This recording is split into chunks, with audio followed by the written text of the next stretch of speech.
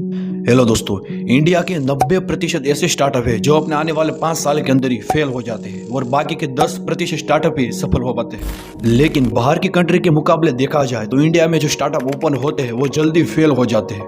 अब आप कहोगे इंडिया में ऐसा तो क्या हो रहा है कि जल्दी से जल्दी सभी स्टार्टअप फेल हो जाते हैं। अगर आप ये वीडियो देख रहे हो इसका मतलब है कि आप भी अपने आने वाले फ्यूचर के अंदर अपना बिजनेस या अपना स्टार्टअप ओपन करने वाले हो। इसलिए आप इस वीडियो को पूरा देखना ताकि आपको पता चले कि स्टार्टअप क्यों फेल हो जाते हैं। आज की वीडियो में मैं आपको ऐसे 5 रीजन बताने वाला हूँ जिसकी वजह से इंडिया में स्टार्टअप फेल हो जाते हैं और लास्ट में मैं आपको एक ऐसा रीजन बताऊंगा जिसकी वजह से स्टार्टअप ओपन करने से ही डायरेक्ट फेल हो जाते हैं। तो चलो शुरू करते हैं आज का video. The why Indian startup is fail. Reason 1, pricing cost imbalance. यानी कि कई ऐसे स्टार्टअप होते हैं जो पहले कस्टमर को जो मार्केट में जो प्रोडक्ट की प्राइस है उससे कम प्राइस में अपने प्रोडक्ट को बेचते हैं, क्योंकि ऐसा करने से सभी कस्टमर जो अपनी तरफ अट्रैक्ट हो जाते हैं और उन स्टार्टअप को लगता है कि बाद में हम अभी जो प्राइस कम कर रहे हैं उसको बाद में प्राइस बढ़ाकर जो हमारे ऊपर डेप्ट यानी कि कर्जा हो गया है उसे हमारे ऊपर से निकाल देंगे। लेकिन जो स्टार्टअप होते हैं वो बाद में अपनी प्राइस को बढ़ा ही नहीं पाते। जैसे कि जोमेटो जब शुरुआत में आया तब उसने प्राइस बहुत कम कर लिया था और उसे लगा कि अभी कम है सभी कस्टमर हमारी तरफ आ जाएंगे और बाद में उसे लगा कि हम अपनी प्राइस को बढ़ा लेंगे जिसकी वजह से हमें फायदा हो सके और बाद में सारा का सारा पैसा जो हमें मार्केटिंग में सभी जगह पर डाला उसे रिकवर कर लेंगे। लेकिन ये जोमेटो अभी भी इन्वेस्टर के पैसे पर ही चलता है। यानी कि आपने जोमेटो का नाम तो बहुत सुना होगा मगर वो अभी भी प्रॉफिटेबल नहीं, अभी भी लॉस में जोमेटो चल रहा है। अब आप कहोगे बट जोमेटो अपनी प्राइस क्यों बढ़ा नहीं रहा है? इसका एक बहुत सिंपल सा आंसर है, क्योंकि अब वो प्राइस जब बढ़ाएंगे तो सारे के सारे कस्टमर टूट जाएंगे। इसलिए शुरुआत में इतना भी डिस्काउंट मत दे देना कि बाद में पछताओ। Reason 2, not having the right business model. यानी कि आप अच्छे से अच्छा प्रोडक्ट तो बना पाओगे लेकिन उसको आप पैसे नहीं कमा पाओगे और आप अपने प्रोडक्ट के जरिए अगर आप पैसे ही नहीं कमा पाओगे तो आप अपने स्टार्टअप को लॉन्ग टाइम के लिए नहीं चला पाओगे। यानी कि आपको अपने एक बिजनेस के लिए अपने स्टार्टअप के लिए एक अच्छा सा बिजनेस मॉडल ढूंढना बहुत जरूरी है और ऐसे भी कई स्टार्टअप होते हैं जो अपना बिजनेस मॉडल ही नहीं बना पाते जिसकी वजह से वो सभी स्टार्टअप फेल हो जाते हैं। और आप जब भी अपना कोई बिजनेस मॉडल बनाओ तो उसे ऐसा रखो कि एकदम सिंपल बन जाए। जैसे कि आपको अगर एग्जांपल दो कि यूट्यूब कैसे पैसे कमाता है एड्स के थ्रू, नेटफ्लिक्स कैसे कमाता है सब्सक्रिप्शन के थ्रू। इसलिए एक राइट बिजनेस मॉडल बनाना बहुत जरूरी है। अगर आप ये सोचिए कि आपकी बहुत बड़ी कंपनी अपना स्टार्टअप है और आप उससे पैसे ही नहीं कमा पा रहे तो आप उसे क्यों करोगे? आप ही छोड़ ही दोगे ना। बस ऐसा ही होता है, वो स्टार्टअप फेल हो जाते हैं। अब देखते हैं रीजन 3, इनइफेक्टिव मार्केटिंग।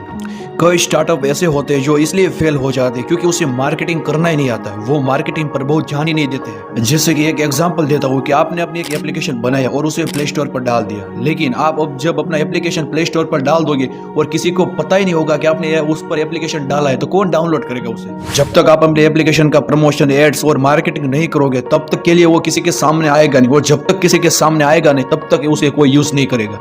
इसलिए जो मार्केटिंग होती है वो खराब से खराब प्रोडक्ट को भी बेच देती है और अगर आपका बहुत अच्छा भी प्रोडक्ट है अगर आपने मार्केटिंग नहीं की तो वो भी फेल हो सकता है। इसलिए मार्केटिंग पर बहुत ध्यान देना जरूरी है। और जो भी के नए नए स्टार्टअप होते हैं वो मार्केटिंग पर तो ध्यान तो दे रहे हैं मगर कई स्टार्टअप होते हैं जिसे लगता है कि मार्केटिंग की जरूरत नहीं है, हमारा प्रोडक्ट सभी लोग ऐसे ही ले लेंगे। और अभी के जो स्टार्टअप होते हैं उनसे लगता है कि हमारे प्रोडक्ट को मार्केटिंग की जरूरत है नहीं, सभी लोग ऐसे ही ले लेंगे।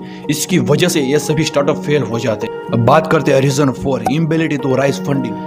जैसे कि कई ऐसे स्टार्टअप होते हैं जिससे अच्छे से अच्छा उसका काम चल रहा होता है, उसका स्टार्टअप धीरे धीरे ग्रो होता रहता है, लेकिन अचानक से उसमें कोई प्रॉब्लम आ जाती है और उसका सारा का सारा मैनेजमेंट टूट जाता है और उसे बीच में अचानक फंडिंग की जरूरत होती है लेकिन वो अपने राउंड में फंडिंग उठा ही नहीं पाते। इसलिए जब भी आप स्टार्टअप करो तो आने वाले 6-7 महीने तक आपके पास सारा का सारा पैसा होना चाहिए वर्कर के लिए, मैनेजमेंट के लिए, मार्केटिंग के लिए।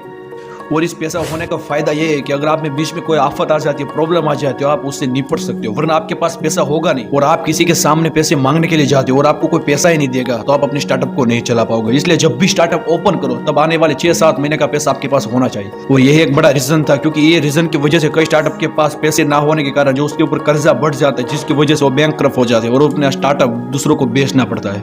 अब बात है लास्ट वाला रीजन 5 जो आपके लिए बहुत इंपॉर्टेंट है, इसे आप ध्यान से सुनो। ये था आइडिएशन फेलियर। यानी कि कई ऐसे स्टार्टअप होते हैं जो डायरेक्ट अपना प्रोडक्ट बना लेते हैं और जब वो लॉन्च करते हैं तब कोई कस्टमर ही नहीं मिलता और जब वो स्टार्टअप बनाते हैं उससे पहले वो MVP यानी कि मिनिमम वायबल प्रोडक्ट नहीं बनाते हैं।